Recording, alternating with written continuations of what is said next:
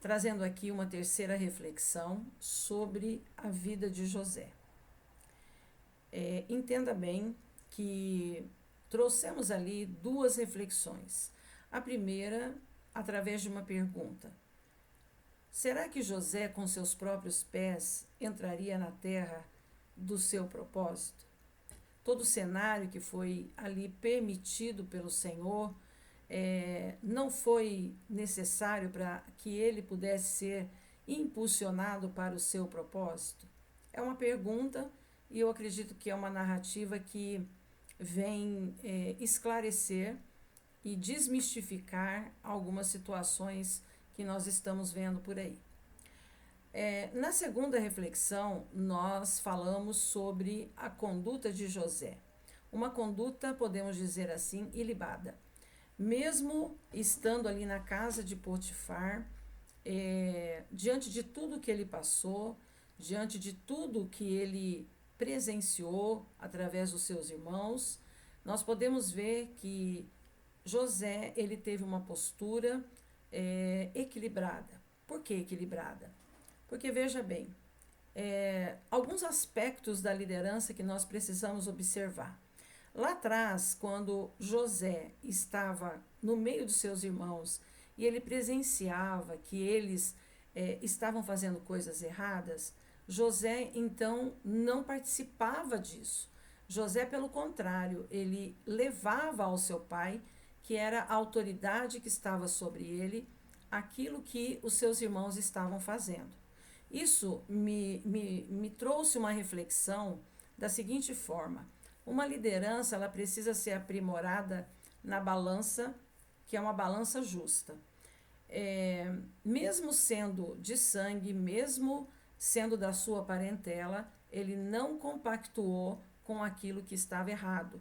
Pelo contrário, ele levou, eu creio que não foi simplesmente por levar e fazer ali, digamos assim, um diferencial entre ele e o seu irmão, mas foi porque ele reconhecia a autoridade do seu pai e ele então não agradava aos olhos dele aquelas coisas erradas que os seus irmãos faziam.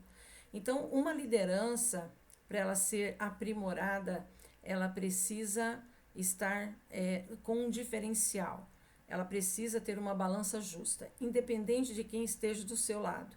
É muito difícil, é lógico, porém é necessário, porque nós não estamos pleiteando uma clã, né?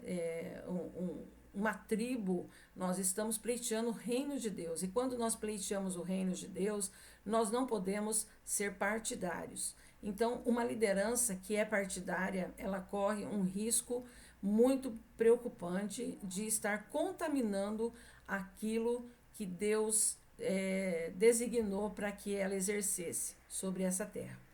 Outra coisa, nós podemos ver que ele chega na casa de Potifar e é colocado como um administrador daquela casa, a ponto de Potifar não saber o que acontecia, a não ser a comida que ele comia. Isso também me faz entender, analisando a história de José, que para ele ter essa conduta, nós vemos que ele tinha uma intimidade com Deus. Porém, eu entendo que ao governar aquela casa, ele também estava externando aquilo que ele governava dentro de si. Porque ali ele poderia dar muitos problemas, ele poderia ser um jovem rebelde, não dar conta do seu trabalho, mas não é isso que nós vemos. Nós vemos um José totalmente equilibrado, um José firme, um José que tinha as suas convicções e não se deixava levar por qualquer coisa. Então nós vemos que ali, antes mesmo ou durante aquele período, José estava sendo instruído por Deus não só a cuidar da casa de Potifar, mas dentro dele havia um governo, e esse governo era o próprio Espírito de Deus, que assim o capacitava para que ele fosse uma liderança de sucesso. Então nós vemos que uma liderança precisa governar a si mesmo. Aqui no capítulo, no capítulo 16 de Provérbios, nos diz o seguinte: melhor é o longânimo do que o herói da guerra, e o que domina o seu espírito do que o que toma uma cidade. Então, dominar o seu espírito para uma liderança é primordial e é essencial. Uma pessoa que não sabe governar dentro de si, ela também não vai governar de uma maneira saudável aqueles que estão debaixo dela, abaixo dela. Então, nós podemos concluir até aqui que José era uma pessoa que tinha, sim, um domínio do seu espírito. Independente das circunstâncias que ele passou, independente das provas que ele enfrentou, ele buscou em Deus e ele tinha, sim, dentro de si um autocontrole, um equilíbrio dentro do seu espírito. E isso trazia todo um diferencial para ele dentro da terra do seu propósito. Ao estar ali, é óbvio, o inimigo não fica satisfeito, e nós já vimos essa situação em que ele é caluniado, difamado, e assim então ele é lançado na prisão. Em Gênesis 39 vai dizer: e o Senhor de José tomou e o lançou no cárcere, no lugar onde os presos do rei estavam encarcerados. Ali ficou ele na prisão.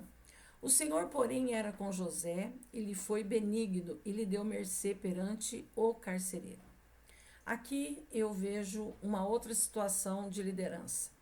Uma liderança, ela precisa aprender a lidar com pessoas difíceis, com pessoas que estão à margem da sociedade.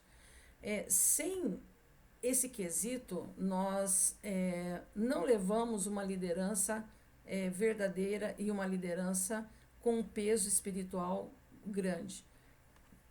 Nós vemos aqui que José aprendeu e desempenhou a sua liderança mesmo no meio desta prisão, embora ele não fosse uma pessoa, pelo que nós vemos aqui no relato da palavra, não era uma pessoa que dava problemas, pelo contrário, né? Aqui diz que ele achou mercê perante o carcereiro, o qual confiou às mãos de José todos os presos que estavam no cárcere, e ele fazia tudo quanto se devia fazer ali. Então, nós vemos a obediência de José. Nós vemos um jovem que verdadeiramente sabia se colocar no seu lugar.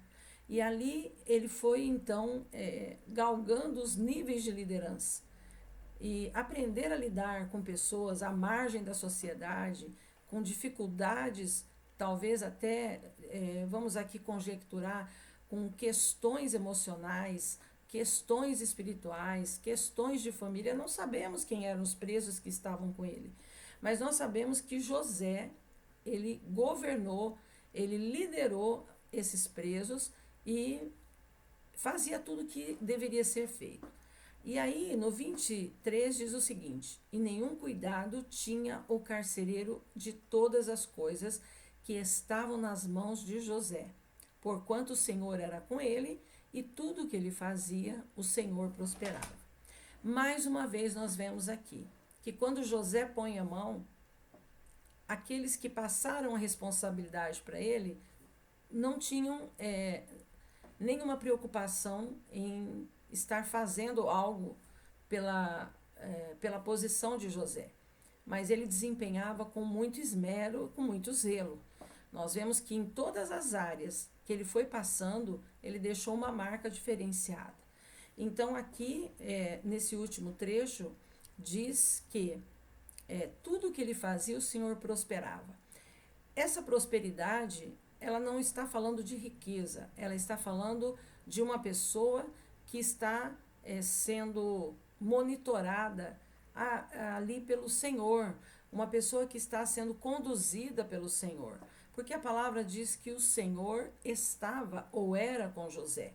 Então, quando se tem uma intimidade, se tem bem firmado dentro do coração a sua posição, o seu propósito, não tem como não dar certo. Uma coisa que me chama a atenção em José, e eu quero compartilhar isso com você, é que ele, em todas as suas, diante daquilo que a palavra traz, ele sempre foi o segundo homem. Se você analisar para mim, comigo, você vai ver que lá atrás havia os irmãos que eram mais velhos e ele estava então entre o menor. E ali ele, de alguma forma, conduziu a situação muito bem. Passando ali para a casa de Potifar, nós vemos que José, então, também é o segundo homem. Potifar o primeiro e ele o segundo. Ele dominava aquela casa. Na terceira condição, nós vemos aqui na prisão. O carcereiro estava responsável, mas José era o segundo homem. Mas ele fazia toda a diferença. Aqui José nos ensina uma grande lição. Não importa a sua posição, você pode liderar com excelência, você pode liderar de uma forma com que o seu trabalho seja reconhecido e seja um trabalho de excelência. Então, para terminar, nós não chegamos ainda ao estado em que ele governa o Egito, ele governa aquela nação, mas ele não foi ali do nada. Ele, como dizem por aí, ele não chegou e caiu do caminhão e começou a liderar.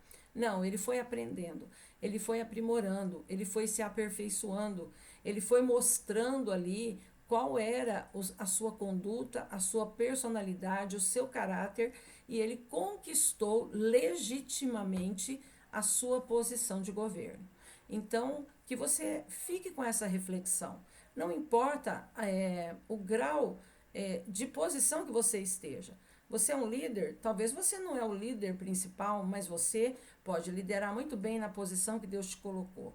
E assim, o propósito de Deus será cumprido e a bênção será e recairá sobre a tua vida.